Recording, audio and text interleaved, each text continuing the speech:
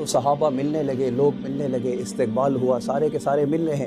جب حضرت طلحہ رضی اللہ تعالیٰ عنہ کی ملنے کی باری آئی تو کبھی تو ہاتھ کو بوسا، کبھی پیشانی کو بوسا، کبھی چہرے کو بوسا، کبھی داڑھی کو بوسا۔ تو اللہ کے نبی صلی اللہ علیہ وسلم نے فرمایا طلحہ بس بھی کر، اوروں کو بھی تو ملنے دے۔ تو صحابہ نے عرض کیا یا رسول اللہ طلحہ جس طرح ملے ان کو خوش کر دیجئے کہ یہ وہ ہیں کہ ہم رات کو گھروں کو چلے جایا کرتے تھے اور یہ آپ کے لیے یہاں راستے پر سو جایا کرتے تھے۔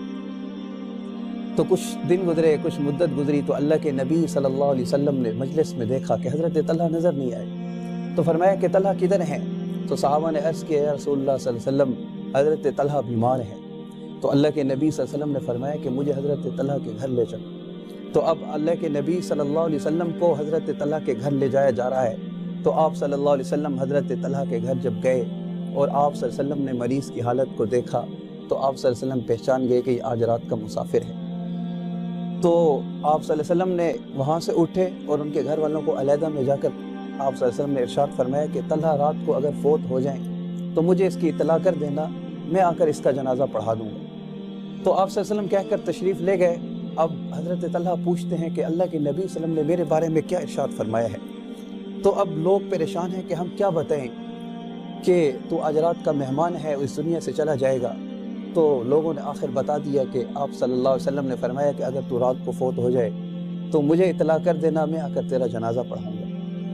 تو حضرت طلحہ رضی اللہ تعالیٰ عنہ نے فرمایا کہ اگر میں رات کو فوت ہو جاؤں تو میرا جنازہ پڑھا کے مجھے دفنا دینا، میری اطلاع اللہ کے نبی صلی اللہ علیہ وسلم کو نہ کرنا۔ لوگ حیران ہوئے، طلحہ کیوں؟ اللہ کے نبی صلی اللہ علیہ وسلم تیرا جنازہ پڑھیں اور تو کہہ رہا ہے کہ میری اطلاع نہ کرنا، مجھے دفنا دینا۔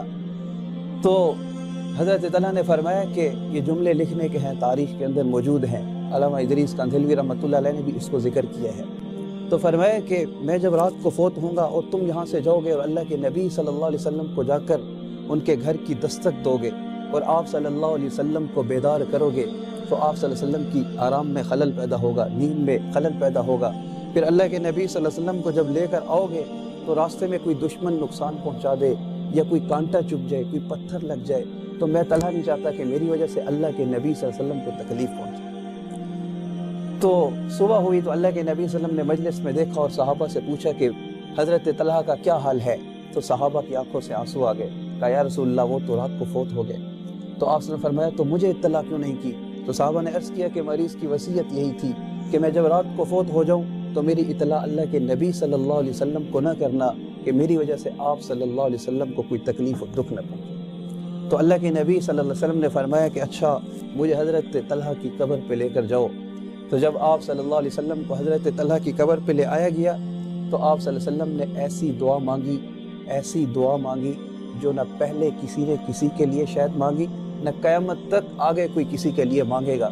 اللہ کے نبی صلی اللہ علیہ وسلم حضرت طلحہ کی قبر پہ آئے اور ہاتھ اٹھائے اور اللہ سے فرمایا اللہ میں طلحہ سے راضی اور تو بھی طلحہ سے راضی ہو جا۔ اور دعا کیا مانگی؟